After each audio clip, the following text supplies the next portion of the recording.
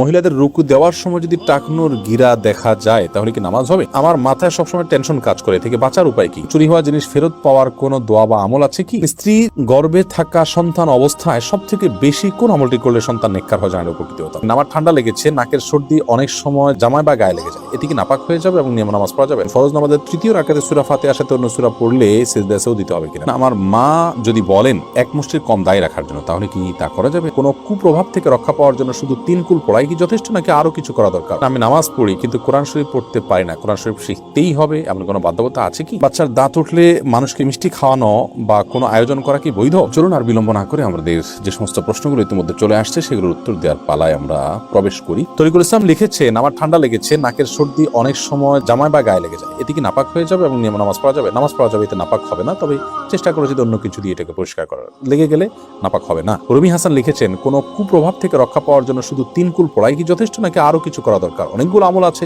এই 3 কুলটা সবচেয়ে বেশি এফেক্টিভ আমল, সেগুলো পড়বেন ইনশাআল্লাহ বিইذনিল্লাহ। এর পাশাপাশি আর অনেক আমল আছে, সেগুলো পড়বেন। সূরা বাকারাটা তেলাওয়াত শুনতে পারেন, তেলাওয়াত করতে পারেন, করা উচিত, অথবা শুনলেন সেটিও হতে পারে। বাশিরুল ইসলাম লিখেছেন, চুরি হওয়া জিনিস ফেরত পাওয়ার কোনো দোয়া বা আমল আছে কি? সুনির্দিষ্ট কোনো দোয়া আমার জানা নেই এটার জন্য আলাদা করে, তবে আল্লাহ তাআলার কাছে সাধারণভাবে আপনি তো দোয়া করতেই পারেন। এমডি জমশেদ আলী সাগর লিখেছেন, আমি নামাজ পড়ি কিন্তু কোরআন শরীফ পড়তে পারি না, কোরআন শরীফ শিখতেই হবে এমন কোনো বাধ্যবাধকতা আছে কি? অবশ্যই কোরআন কারীম আপনি যেটুকু নাহর নয় সালাতের মধ্যে তো আপনার অন্তত মিনিমাম সূরা ফাতিহা তো মুখস্থ করতেই হবে আপনাকে, না নামাজই হবে না আপনার। লা সালাতা লিমান লাম ইয়াকরা ফাতিহাল কিতাব, সূরা ফাতিহা না পড়লে নামাজই হয় না। অতএব মিনিমাম সূরা ফাতিহা মুখস্থ থাকতে হবে। এর পাশে সূরা ফাতিহার সাথে অন্য কয়েকটা সূরা আপনার মুখস্থ থাকতে হবে বা কিছু অংশ মুখস্থ থাকতে হবে, যাতে করে আপনি এক্সট্রা হিসাবে সূরা ফাতিহার সাথে আপনি পড়তে পারেন। আর যদি এইটুকু আপনার থাকে তাহলে সেক্ষেত্রে এর বাইরে অতিরিক্ত সূরা মুখস্থ করা বা পড়া আপনার জন্য ফরজ নয়, তবে পড়া উচিত, কারণ এই কোরআন আপনাকে গাইড করার জন্য আসছে। আপনি না জানলে কিভাবে গাইডেন্স সেখান থেকে গ্রহণ করবেন? এরপরে রোজ টিভি 24 শর্ট এই আইডি থেকে আপনি প্রশ্ন করেছেন, মৃত ব্যক্তির গোসল দেওয়া ব্যক্তিকে এবং মৃত ব্যক্তির দাফন দেয়া ব্যক্তিদেরকে যদি মৃত ব্যক্তির আত্মীয় স্বজন কোনো শর্ত ছাড়া কিছু হাদিয়া দেয় তবে তা গ্রহণ করা যায় আছে কিনা? মৃত ব্যক্তিকে গোসল দেয়া এবং তাকে দাফন করা এটি এলাকাবাসীর দায়িত্ব। কোনো মানুষ সেটি করেছে, দায়িত্বটা সবার তরফ থেকে পালন করেছে, তাকে অন্যরা হাদিয়া দিল কোনো ডিমান্ড ছাড়া, কোনো প্রচলন ছাড়া, জায়েজ হতে পারে। কিন্তু যদি প্রচলন হয়ে যায়, ডিমান্ড তৈরি হয়ে যায়, তাহলে সেটা কিন্তু খারাপ। অতএব সবার তরফ থেকে হতে হবে, সবার তরফ থেকে হবে। যারা কাজ করবে তারা ধরুন সবার তরফ থেকে এমপ্লয়ি হিসাবে কাজ করলো, সেটি এক জিনিস, কিন্তু না তিনি নিজে থেকে এটা তার পেশা বানিয়ে নেবেন। গ্রামে যেরকম হয় সচরাচর যে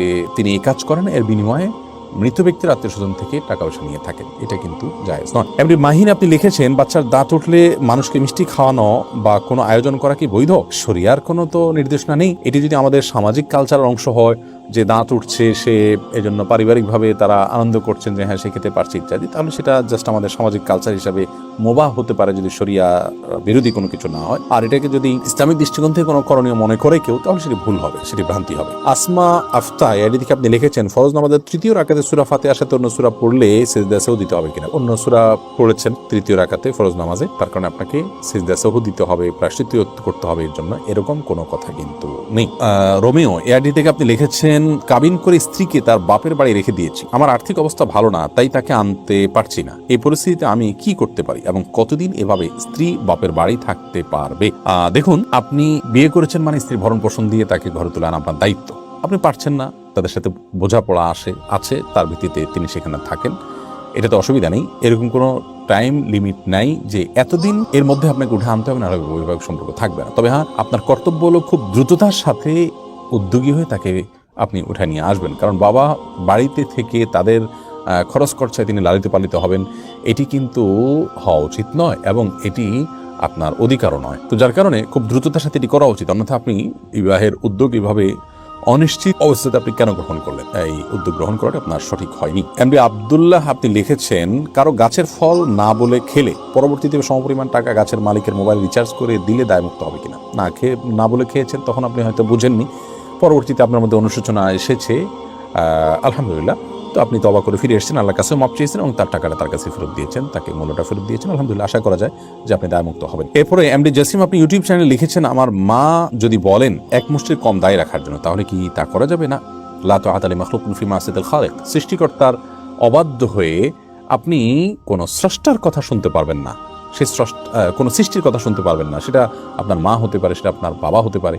তো এই জন্য সৃষ্টিকর্তার বাধ্যগত থাকাটাই হলো মূল। সেটার সাথে সামঞ্জস্যপূর্ণ হলে মা বাবার কথা আপনি শুনতে পারেন। এখন মা যদি দায়ী কাটতে বলেন, নবী করিম সাল্লাল্লাহু আলাইহি ওয়াসাল্লাম বলেছেন ওয়াফিরুল্লাহা আরখুল্লাহা, তোমরা দাড়ি ছেড়ে দাও, তাহলে সেক্ষেত্রে আপনি নবী করিম সাল্লাল্লাহু আলাইহি ওয়াসাল্লামের নির্দেশের খেলাপ করছেন, যেটি কিন্তু জায়েজ নয়। সেক্ষেত্রে মায়ের সাথে বেয়াদবিও করা যাবে না।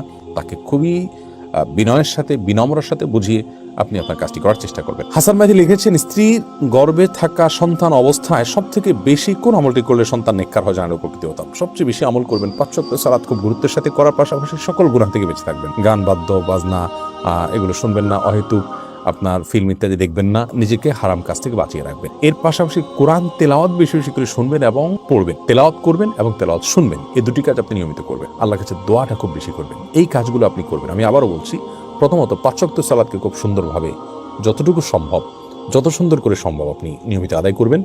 দ্বিতীয়ত, সকল প্রকার গুনাহ থেকে, বিশেষ করে গান বাদ্যযন্ত্র ইত্যাদি ব্যবহার করা হয়েছে এরকম গান, এগুলো শোনা, মিউজিক শোনা, এগুলো থেকে বেঁচে থাকবেন। গান বাদ্য শুনবেন না। এবং অন্যান্য যে আপনার ফিল্ম দেখা এবং সময় অপচয় করার যে ব্যাপারগুলো আছে, সেই গুনাহগুলো সহ সকল গুনাহ থেকে বেঁচে থাকবেন। তাহলে গুনাহ থেকে বেঁচে থাকতে। তৃতীয়ত হলো স্পেশালি আপনি কোরআন তেলাওয়াত করবেন বেশি বেশি করে এবং কোরআন তেলাওয়াত শুনবেন। বাচ্চা কোরআন তেলাওয়াত গর্ভে থাকার সময় মা কোরআন তেলাওয়াত করলে এর প্রভাব বাচ্চার গর্ভস্থ সন্তানের মধ্যে পড়ে। আর চতুর্থত যেটি বললাম, তা হলো আল্লাহর কাছে বিশেষ করে দোয়া করতে হবে। এই 4টি কাজ যদি গর্ভবতী মা নিয়মিত করেন, সবসময় করেন, এটি পরামর্শমূলক আমল, তাহলে সেক্ষেত্রে ইনশাআল্লাহ বিইذনিল্লাহ গর্ভস্থ সন্তানকে আল্লাহ তাআলা যে কোনো আপনার অদৃশ্য ক্ষতি থেকে যেমন রক্ষা করবেন, সেই সাথে সে নেককার হওয়ার সম্ভাবনা তৈরি হবে। এমডি আব্দুল হালিম লিখেছেন, কারো কাছ থেকে কষ্ট পেয়ে তার জন্য মনের মধ্যে বদদোয়া আসলে কি করব? মন থেকে বদদোয়া এসে গেলে তো আপনার কিছু করার নাই, কিন্তু আপনি চেষ্টা করেন যার থেকে কষ্ট পেয়েছেন তাকে ক্ষমা করে দেওয়া এবং একটু উদার হওয়া চেষ্টা করবেন। যদি না পারা যায়, মনের মধ্যে কষ্ট চলেই আসে, তাহলে এটা আপনার ইচ্ছার বাইরে। এরপরে রাগিবুর রহমান সাবিত আপনি লিখেছেন, মহিলাদের রুকু দেওয়ার সময় যদি টাকনোর গিরা দেখা যায় তাহলে কি নামাজ হবে? পুরো রুকু জুড়ে যদি এরকম হয় তাহলে সেটা সালাতের জন্য ক্ষতিকারক হবে। আর যদি হঠাৎ সামান্য একটু অংশ হয়তো এক ঝলক একটু সরে গিয়েছিল, আবার তিনি ঠিক করে ফেলেছেন, তাতে অসুবিধা নেই। কারণ সালাতের মধ্যে টাকনো সহকারী তাকে ঢেকে রাখতে হবে। সূরাত ইসলাম আপনি লিখেছেন, আমার মাথায় সবসময় টেনশন কাজ করে, থেকে বাঁচার উপায় কি? প্রথমত, আপনার এটা যদি মানসিক রোগের পর্যায়ে থাকে তাহলে মানসিক ডাক্তার দেখান। দ্বিতীয়ত হলো, আপনি ডিপ্রেশন থেকে বাঁচার জন্য কোরআনে কারীম তেলাওয়াত করতে পারেন, আল্লাহর সাথে একান্তে একটু কথা বলতে পারেন, কোনো দক্ষ আলিমের কাছে গিয়ে আপনি একটু কাউন্সেলিং গ্রহণ করতে পারেন, নসিহা গ্রহণ করতে পারেন। ইনশাআল্লাহ আশা করা যায় আল্লাহ আপনাকে হেফাজত করবে। তারপর একটি দোয়া আছে, বিশেষ করে সেটি আপনি বিশেষ পড়বেন। নবী সাল্লাল্লাহু আলাইহি ওয়াসাল্লাম পড়তেন, আল্লাহুম্মা ইন্নী আউযু বিকাল হাম্মি ওয়াল হাযান ওয়াল আজজি ওয়াল কাসাল। এর অর্থ হলো যে আল্লাহ আপনার কাছে আমি পেরেশানি এবং টেনশন থেকে মুক্তি চাই। তাহলে আশা করা যায় আপনি দুশ্চিন্তা মুক্ত হতে পারেন। এই দোয়া বিশেষ করে পড়বেন। মাহি একটা লিখেছেন, পর্দা করে হুজুরের কাছে বা গায়রে মাহরামের কাছে কোরআন শিখতে পারবো না? গায়রে মাহরামের কাছে, এমনকি হুজুর হলেও তার কাছে আপনি পর্দা লঙ্ঘন করে কোরআন শিখতে পারবেন না।